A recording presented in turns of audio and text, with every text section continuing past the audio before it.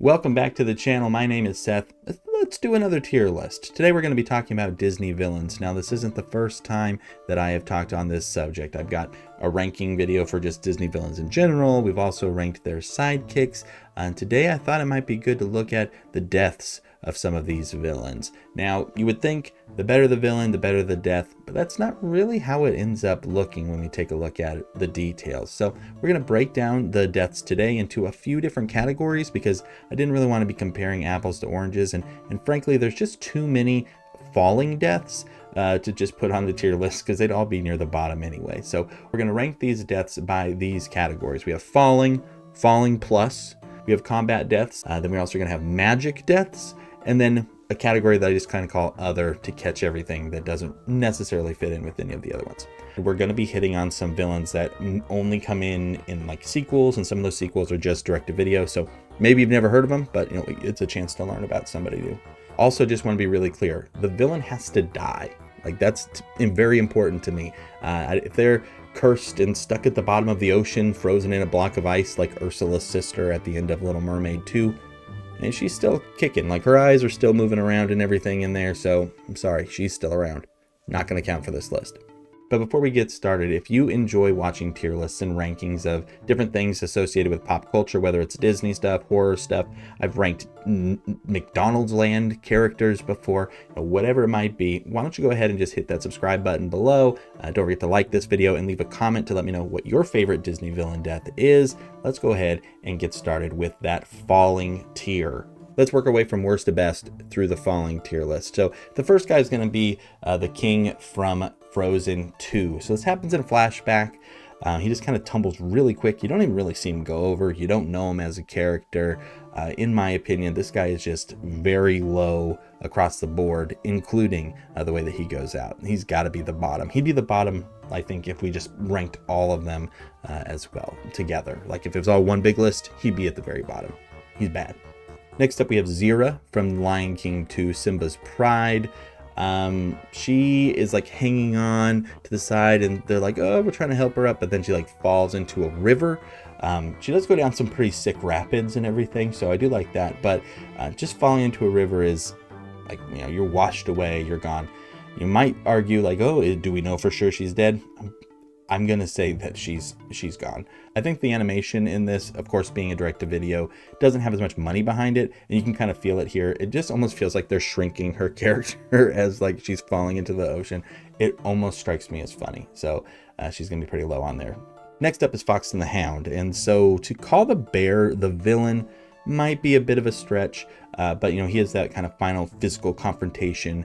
You know, we got our fox, we got our hound, they're battling this bear on this log and everything, and they end up falling down a waterfall, again into water, but it is in the middle of a fight too, so it does kind of elevate it a bit. It's way more exciting than what happens to that lion in the last one. So yeah, this one gets to be right here. Continuing on with, like, does it technically count as the villain? We're talking about the Carnotaurus in the movie Dinosaur. Often forgotten, right? If you're looking at the movies that are considered Disney classics. I don't blame you if you forget that it exists. But you know, this is, again, just somebody falling off a cliff. You know, but it's, again, in the middle of a fight, and it's a dinosaur. So there's a lot of things going for it. Now, Gaston is one of my favorite Disney villains, period. I mean, one of my favorite Disney characters, period. He's bad. He's a lot of fun. He's just enjoying being, you know, kind of scummy and everything. And that makes for a fun to watch character. Now, when it comes to his death, he's in the worst tier, but he's all right. You know, you might argue, hey, this is during a fight also, but I'd say the fight is over by the time Gaston tries to stab Beast in the back. Well, actually successfully stabs Beast in the back. But then he just kind of like slips and falls. I would love to believe that Gaston survives, but those skulls in his eyes they're really trying to hammer home like, no, this guy's gone. So rest in peace, my sweet prince. Second place in the falling tier is going to be Percival C. McLeach from The Rescuers Down Under. A lot of love for this guy in the comments over on just my Disney villains tier list. And hey, I get it. I like this guy a lot too. Didn't mean to offend anybody by just putting him in C tier. Again, this guy just kind of goes over a waterfall, but his death is really prolonged. He knows he's going over that waterfall. You get to see that fear, which I always enjoy. I love it when a villain like gets everything turned and like he's then the guy that's afraid. I really, really like that. Plus it's got that sweet little twist too, where Joanna is just like waving goodbye at him. I love a sidekick turn as well. So real good stuff on this one. It deserves to be high on this tier. And then finishing off the falling tier list is going to be another one of my favorites, Ratigan from The Great Mouse Detective. It's such a good scene. It's almost a shame that it ends with just Ratigan falling to his death. Though to be fair, he falls very far, especially for a rat, like from the top of Big Ben.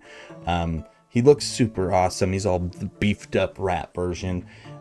If you haven't seen The Great Mouse Detective, or if maybe it's been a while since you've seen it, I really, really recommend seeing it and giving it a go.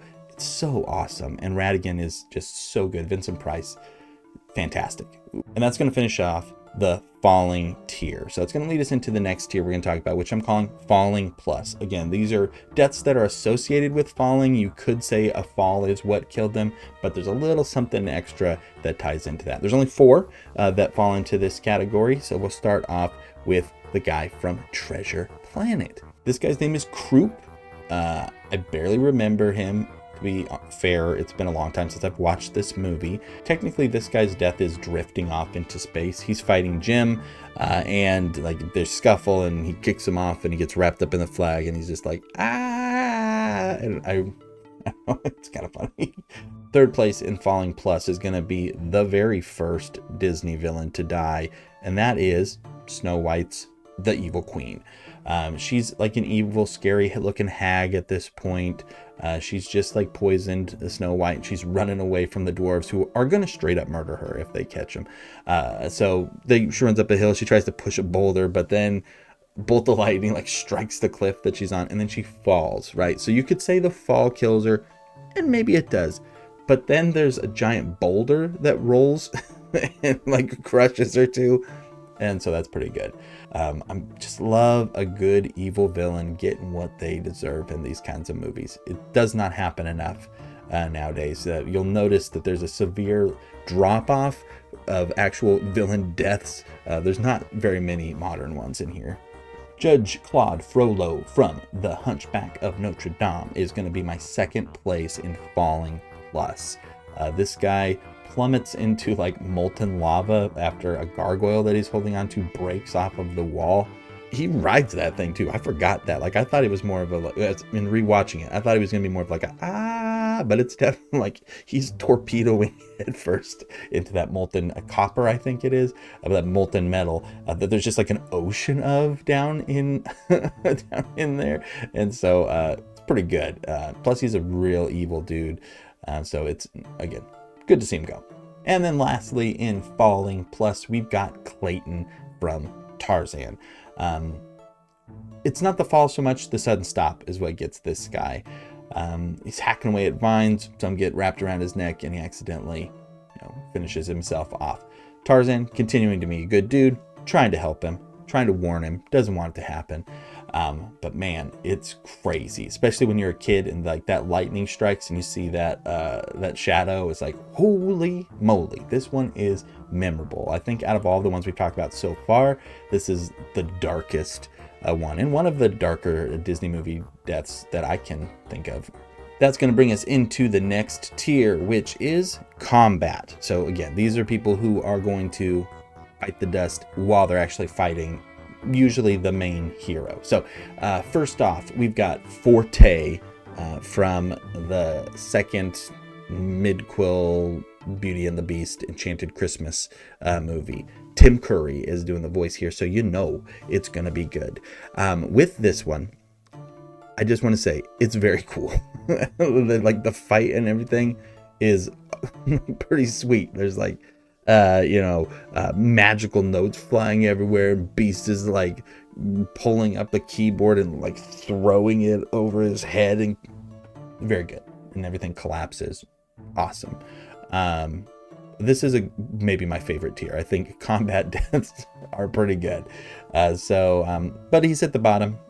For me, emotionally, I'm like, I don't care about him. It's, again, a midquel. So you're like, we know what happens before. We know what happens after this by watching the original movie. Why didn't we ever hear about this guy?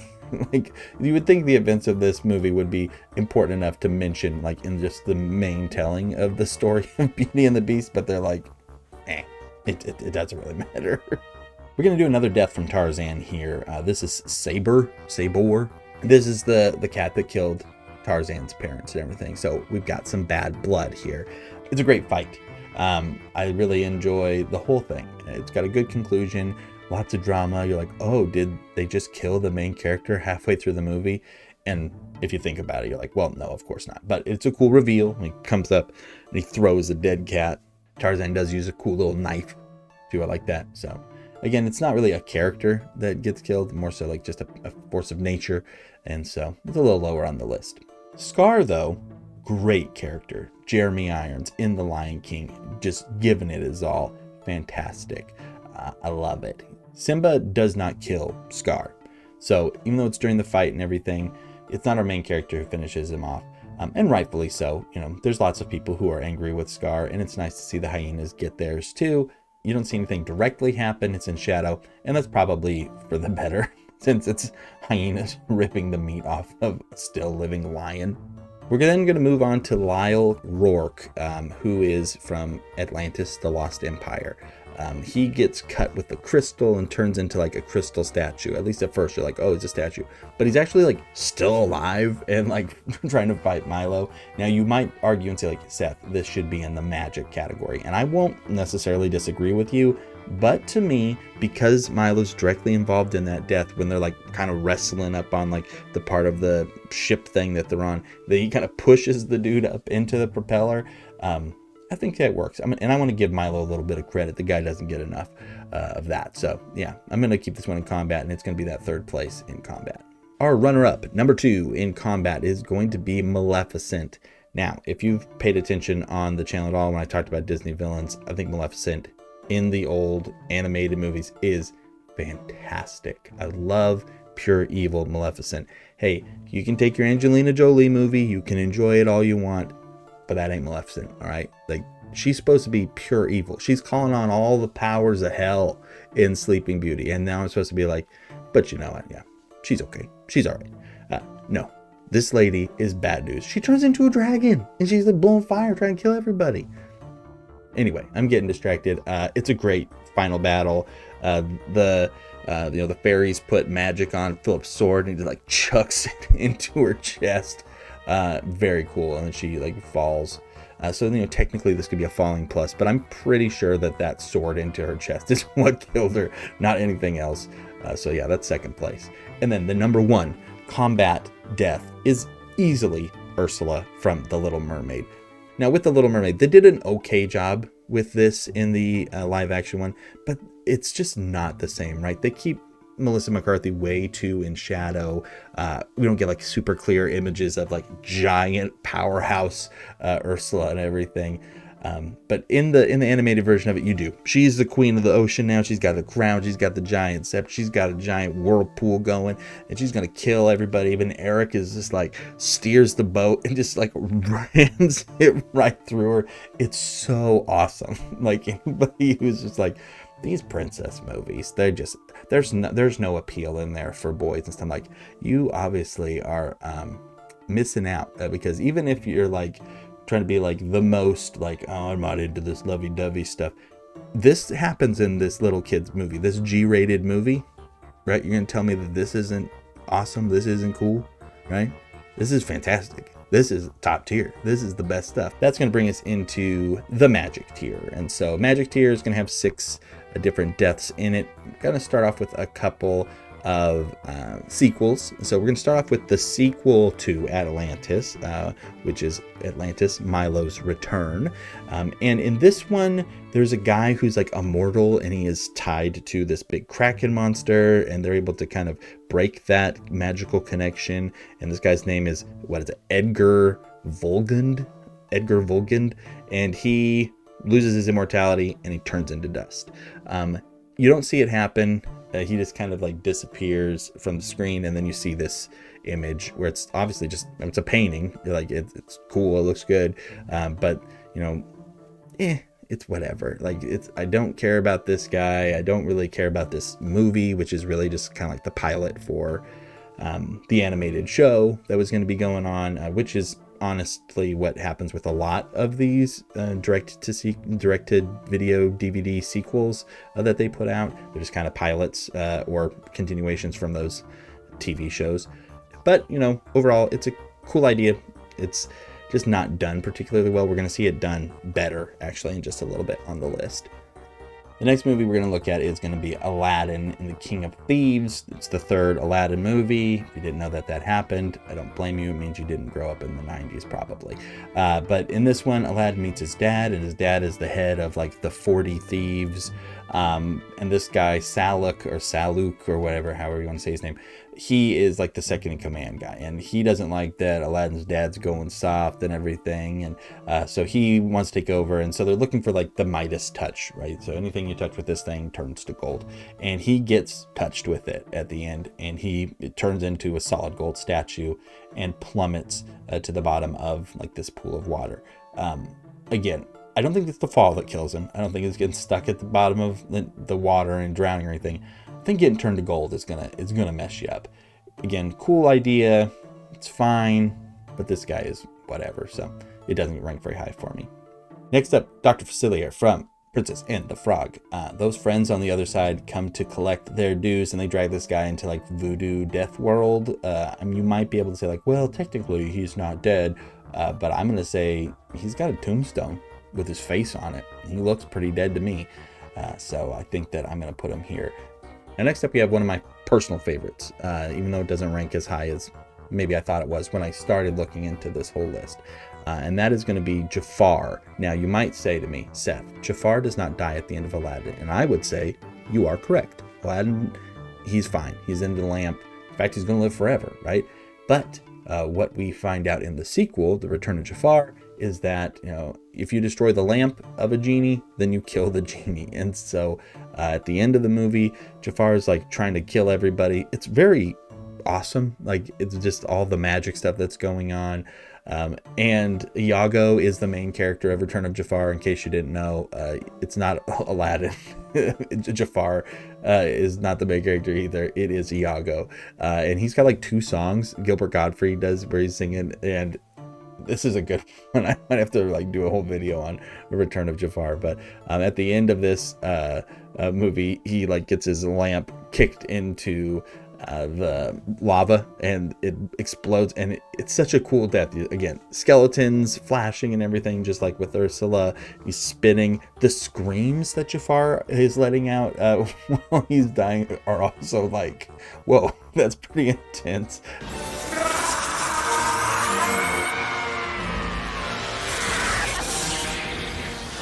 Especially for a direct-to-video sequel to a Disney movie. So this guy's giving his all when it comes to this performance. I really appreciate it. This is a good one. 2 thumbs up on Jafar's death.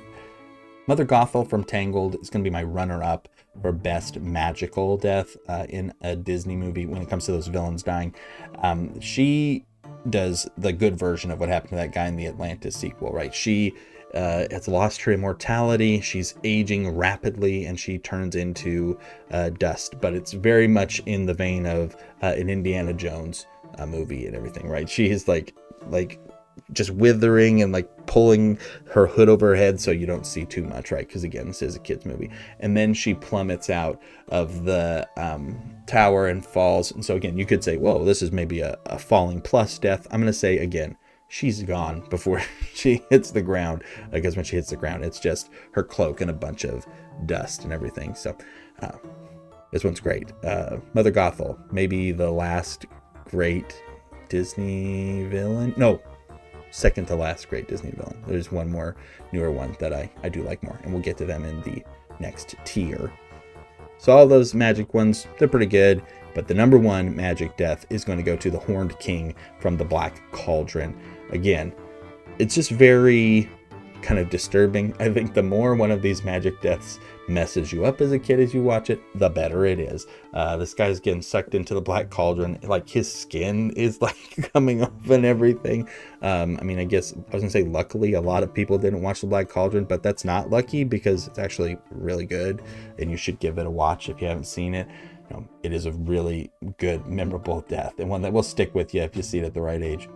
That's going to bring us then to that final tier that we're going to talk about, and that is the other tier. So you might be able to argue some of these could fit into those other ones, but for me, they're different enough. So starting off at the bottom of this, number 5 on the other tier is going to be one of the other Carnotaurus that die in the movie Dinosaur. There are 2. One falls off a cliff, one gets crushed by a bunch of rocks. This one gets crushed by a bunch of rocks. You don't really see it happen. It's super dark in this scene. You can't really tell what's going on, but its body is there at the end and the other one like runs off. It's not great. We have another death from Lion King 2. This one is Nuka. He gets crushed by a bunch of logs that are falling, and this one, like, you feel bad for the guy because he looks up, he's very scared as that log comes in and crushes him. Like, oh shoot, that guy is dead. There's sometimes when you watch movies with little kids and like, is that guy all right? And you just have to be like, and this would be one of those times. Let's just move on to the next scene, right? This next one here, Turbo King Candy from Wreck-It Ralph, is the last great Disney villain, in my opinion. He dies at the end by flying into the big beacon, which is a volcano that's erupting into the sky.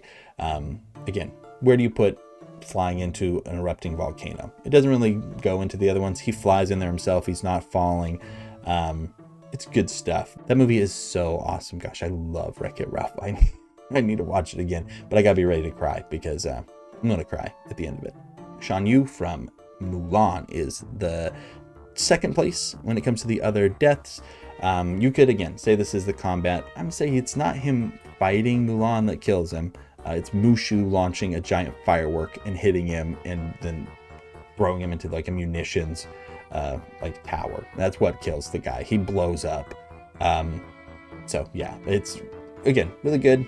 This guy's super evil, super bad, and so it's good to see him go out in a way that's big and over the top. It feels very 90s or like an 80s movie kind of death.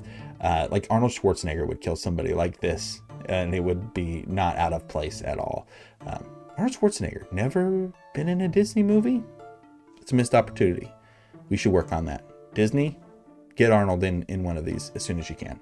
And then the number 1 death in the other category, and our last one to mention, is going to be Sykes from Oliver and Company. This guy is bad news. He's like totally okay with killing a little girl. He's chasing a bunch of people on this train track with his car, and his car goes headfirst into a train and it just explodes into a fiery like death ball, and I love it. It's very cool. Again, you get that moment where you get to see just how scared the bad guy is, where they realize like, oh, I messed up. So it's very, very satisfying. So that is going to finish up the look at some of these Disney villain deaths. If I had to rank out of all of these deaths, which one would be my number 1? Probably going to end up giving it to Ursula. I think that her death is just so good, so over the top, and just like a bunch of things are happening to her that just kind of stack on top of each other in a very satisfying way.